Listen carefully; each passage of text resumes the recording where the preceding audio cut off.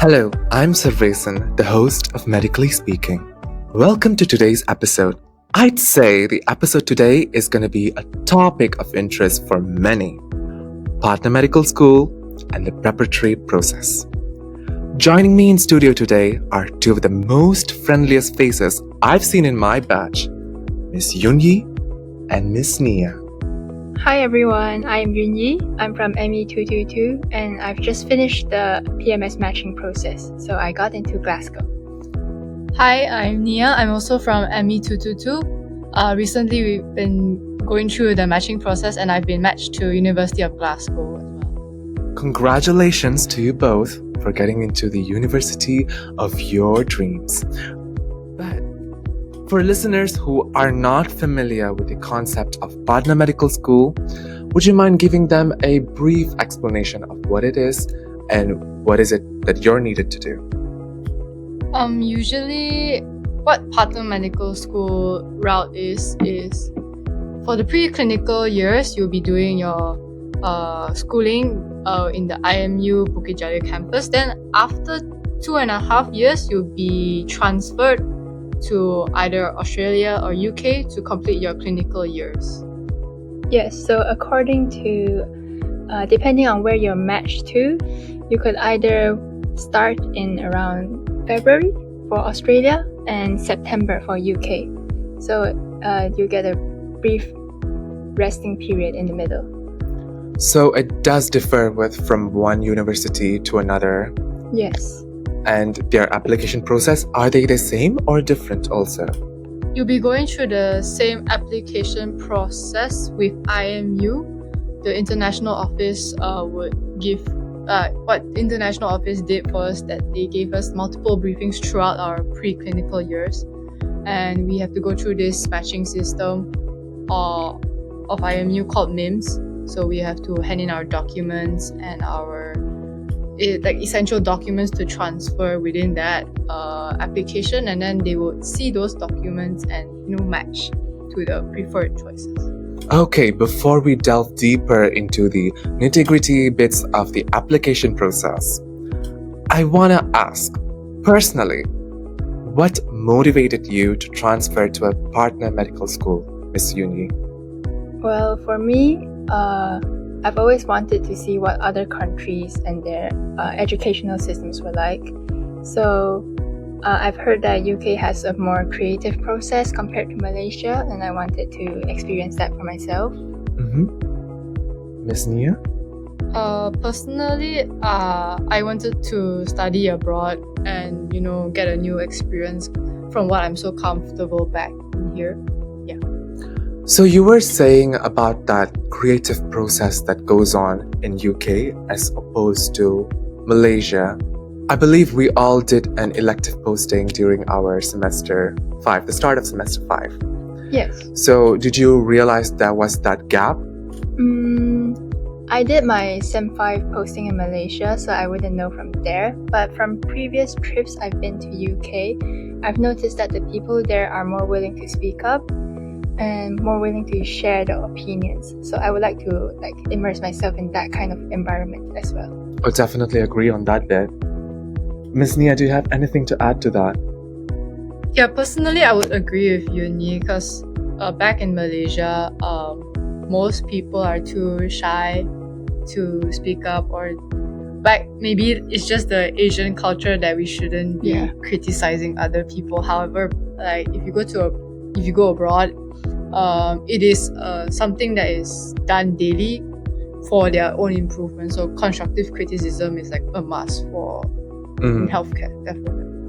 I would like to add something to that point. I'm not too sure about the creative process that goes on, but I did realize there is a much more increase in patient involvement towards the diagnosis and treatment and management in abroad. I wouldn't say abroad, but more so European countries, because I did my elective back in Ireland.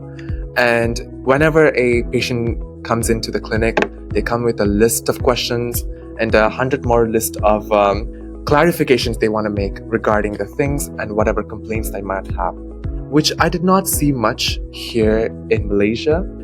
Probably it has to do with the patient awareness, maybe. Yeah, I think it's also cultural differences. So the way the doctors abroad approach the patients, we can learn those methods for ourselves as well, so we can implement them in the future. Okay, if we keep on talking about this, we might have to do another episode, dudes. Okay, we'll jump into the next question. So, Miss Nia, what factors were most important in your decision to transfer? My financial status. I think because studying abroad, especially with the currency exchange right now, it is something really important to me because not everyone has the chance to study abroad. So if you want to transfer, you have to make sure that you're financially well off, or so you won't stress about it when you go abroad. And then another is whether the school can provide you opportunities, like job opportunities after you graduate. You know, certain schools have a higher chance of getting into certain hospitals and such. Yeah. What about you, Miss Yuni? Yeah, what Nia said also applies. And I also think that the safety of the campus and surrounding areas is very important. We don't want to stay in a place where we could be met with crimes and stuff like that. So yeah, that's also an important part of my selection. So that safety reason motivated you the most, you'd say? Or it's the financial one part reason? of it. The financial, like, it's not one thing that decides the selection of schools. You compare quite a few different factors, including the financial part, safety, also different areas of interest like that different places can provide, and also from listening to other people's experiences, you can also get a grasp on which places you would prefer to live in. And a follow-up question to that. How did your personal goals or professional goals actually led you to choose the university of your choices? Since you both chose Glasgow University, got into Glasgow University, what do you think was your driving factor, or which gets you going? That's a good question. So the first one would be the quality of the teaching there. I would say that it's definitely decent from what I've heard. So there's like a guarantee that we'll receive a high quality training.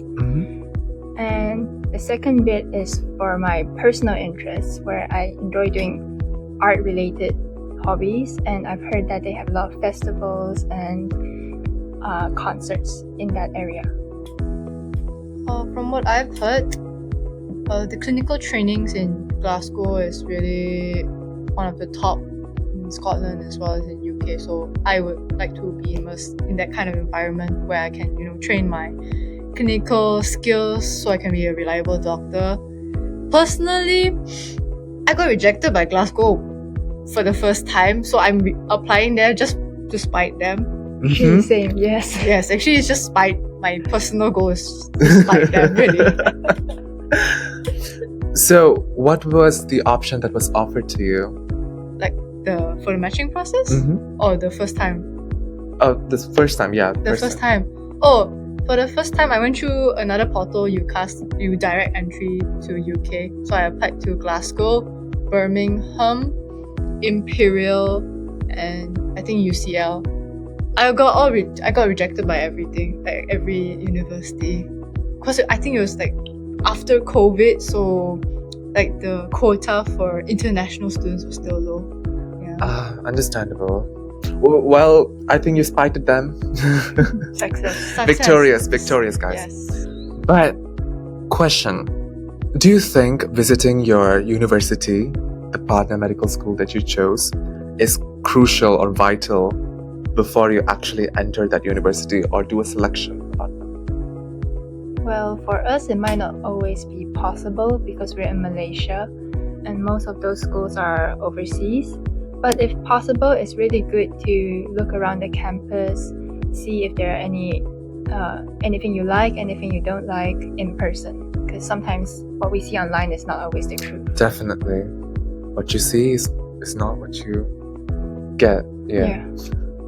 What do you think, Mia? if I had the chance to see the campus, why not? So it's either you can probably further solidify whether I want to go here or maybe have like second thoughts about going there, you know? But whenever you have the idea of studying abroad, the most common thought is that I want to settle there or I want to pursue a career there, you know? It's never about just studying abroad.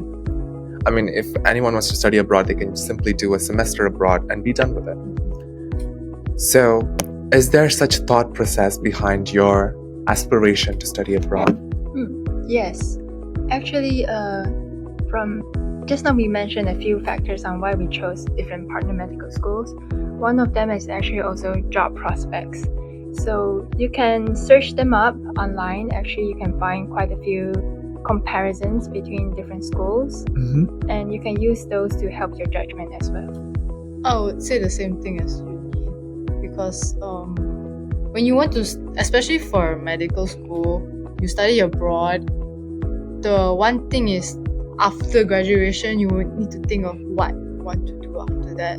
Yeah. So each school, I think you can search it online. Each school has their own, strengths, and then their own statistics of their own students getting jobs, where they go, where they end up. Yeah. Interesting enough. I mean, it reminds me of the episode we did with Dr. Sunil, where he actually studied and he worked in UK until he had to come back because there was no career progression with his specialty training, I believe. And even with the consultants I met, a Malaysian consultant even back in Ireland, they said that even if you get the best grades and best performance in a European country, you'll still be placed the last in a list because you're non-European. Yeah. So I think those kind of things does hinder. Like, did you think about that? Yeah, definitely, because we're not locals there, so we have to really think carefully where to go, what our plans are in the future, what our backup plans are as well. Okay, let's circle back to the preparation. How competitive was the application process? I think personally, we do not know how competitive it is because we don't have we don't have statistics of our cohort. We don't know who applied where. Yeah, we don't know who applied where. We don't know where we stand. Okay, so it's a shot in the dark and prayed hits. It's a prayer. It's thoughts and prayers. And was there any unique or challenging aspect of the application process for you guys? Okay, the most challenging part would be IELTS. Really, it's just IELTS. IELTS, interesting. English proficiency test. Yes, I mean it's not that our English is terrible. We don't suck in English. We just cannot get the certain band, you know? Yeah. So what's the requirement as of now? So for most schools, it's 7. It's just 7, and I think that's pretty achievable for most people. But if you're trying to get into Edinburgh, it will be 7.5 for all the aspects. So yeah, that's more difficult? Yes, because that was my first goal. I wanted to apply for Edinburgh, but because of my speaking proficiency, I got 7 only, so I couldn't choose it. Wow. Ever imagined the deciding factor of you getting into your dream school, and your dream school itself is English. Wow. A speaking tool, guys. Really? What about you, Nia? Was there any interesting hindrance that you had to overcome? For me, I was kind of dead set on Glasgow already. I wanted to aim Edinburgh as well, you know, as backup. But then for IELTS, I also didn't get what I wanted, and IELTS is quite expensive, so you have to make do with what you have. Yeah. I guess that goes the thing, guys. Try to watch Gilmore Girls, Ginny and Georgia, all these stuff on Netflix. Get your English up. Okay, follow-up question. You know how there is that idea that goes on around IMU that you have to keep your grades up, you know, get all A's, get the best band possible to, you know, get into the dream school. Is that actually true, or is it just hoax? I think it has truth in it, but it's not the whole truth. Like, I've learned to play my strengths. I know that my strength is not in speaking, And for my OSCE, I actually got a B. So, but I know that my written exams are good, so I tried to get as high as possible for those. So I think those made up for my lack of OSCE score. Yeah. For me, I would say I'm balanced in both. But Yes. yeah, I'm balanced in both. But my written isn't as good as uni, but I would say like around 70% above. Yeah, you should at least try to be like above the average of the cohort to be safe. Because when you want to transfer, resitting an exam is not really that good Yeah. in the eyes of the deans and Oh, stuff. definitely Yeah. not. So I think just do what you can, pass the first time is good enough. Yeah, so like around B's or A's are pretty good. If you get a bad score, don't get too discouraged because you still have the You- chance to get into a good school. You heard it here, guys. You still have a chance. Don't give up just yet. Keep it on the what percentile? 70th percentile? Above the 75th percentile. Yes. Yeah, Yeah, around keep it there. above that. And on that note, what do you think is the most significant benefit or drawback of transferring to a partner medical school in your point of view?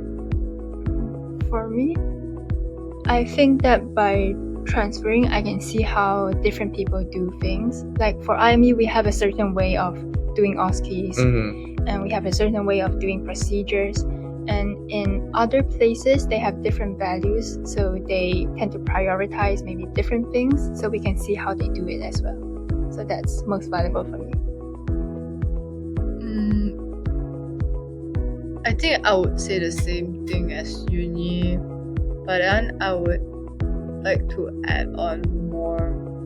I would like to see how people work there, because the work culture here is so different compared to overseas. And which way you'd say? Like here, everyone, it's the hustle life. Busy. Yeah. There, everyone has the chance, to do what they like after work. Here is a bit, how you say, it's kind of hard to balance everything here. You'd say the work-life balance is different. Work-life balance is different here compared to there. I would like to see how like the views of people on work-life balance is like that. Yeah. And aside from the idea of going to partner medical school, what exactly is the criteria the partner medical schools are looking for in their candidates? I think each university differs. Yeah. Because if you want to go to Scotland, I think your grades are quite top priority. However, some schools may prioritize your extracurriculums, mostly community-based extracurriculum, like maybe Manchester. And then some schools take both in consideration. I would suggest the students, to go for the talks with like the deans from those schools. Whenever those talks happen, you should go. So those are really beneficial. Yeah, they would give lineups of they will line everything for you, what they see in the students and etc. Yeah, they'll answer your questions as well. So what about you? Like, do you have a personal experience of, the criteria that they actually looked for you when you got into Glasgow? I didn't speak to them directly when the Glasgow candidate came and talked to us. I didn't get to hear it as I was busy with other things, but I heard that they prioritize grades quite a bit. What about other universities? Do you have any idea? Yeah, in comparison to Edinburgh, I think Edinburgh looks at your extracurriculum as well. Like, they place more importance on it compared to Glasgow. So, personally, did you actually participate in a particular extracurricular activity because it would look better when you were applying? I'm not that active in school. If you ask me, I'm not that active. I do have stuff outside of school. Maybe in IMU, I did peer tutor. I'm more of a tutoring person here. I've joined some sports, I guess, and I'm also the project leader for Olahod, which is a tutoring program for youth with special needs under the Community Service Club. So that's one long-term commitment that I've been doing. This is the second year, and I've been trying to expand it quite a bit. So come follow our Olahod Instagram. Okay, guys, we do not endorse on Olahod here, but great effort Yes. there. No pressure, yes. But the reason I joined different clubs is not to boost my CV or to improve my PMS chances. I think that if we want to join these kind of things, we should do it because we want to. It's not going to be sustainable if you just try to do things for the sake of getting good results on PMS. Okay. I mean, that does make sense. You're more passionate, and it would look more realistic and genuine or sincere even if you have like 2 things on your application which seems like you really put in the effort rather than 100 things which barely need it. Don't show anything, really. They don't want to smell desperation, dudes. So, looking back, is there anything you would have done differently in your transfer or application process? Only one thing. Study for IELTS. Yes, that's it. I think I've done the rest quite well. I prepared in advance. I didn't leave it to last minute, and that's all I can ask for. It's always the thing that you least expect to drag you down. Yes. What about you, Nia? I would say the same thing. Study for IELTS, prepare. Legit, don't leave it to last minute. And, just do your best. God will do the rest. Everything will follow through. And is there any advice you would want to give to students who are currently considering, transferring to a partner medical school? Just enjoy your life.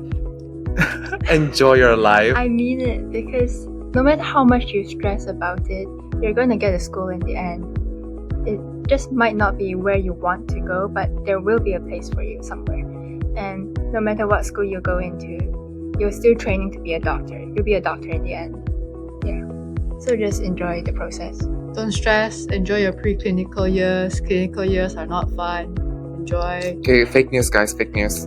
Fake news. What Uni said actually reminded me of this quote.